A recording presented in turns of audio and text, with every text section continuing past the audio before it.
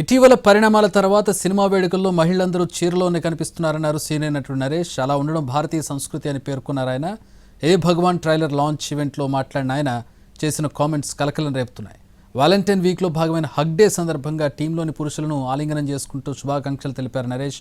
శివానీ నాగారం, చొక్కారపు శ్రవంతికి కేవలం విషెస్ చెబుతూ వారి వస్త్రధారణను ప్రస్తావించారు. మిమ్మల్ని కూడా హగ్ చేయాలనే వచ్చానని, కానీ మీరు లక్షణంగా చీరలు ధరించారన్నారు. కొన్ని పరిణామాల తర్వాత వేదికలపై చాలా మంది చీరల్లోనే కనిపిస్తున్నారన్నారు నరేష్.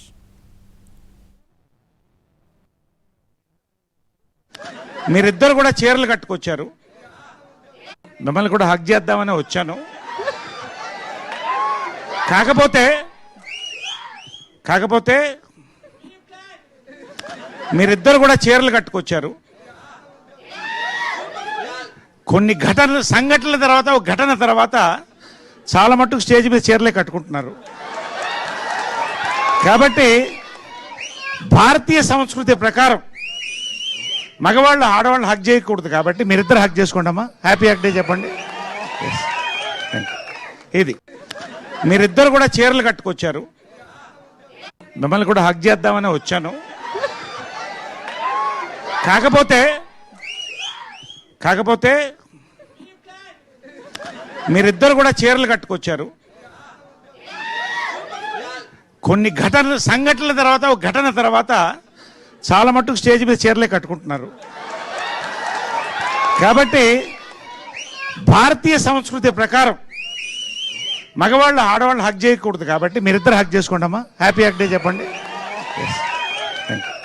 ఇది మీరిద్దరు కూడా చీరలు కట్టుకొచ్చారు, మిమ్మల్ని కూడా హగ్ చేద్దామని వచ్చాను.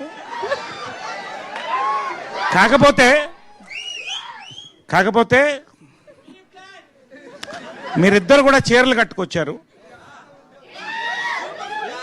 కొన్ని సంఘటనల తర్వాత ఒక ఘటన తర్వాత చాలా మట్టుకు స్టేజ్ మీద చీరలే కట్టుకుంటున్నారు.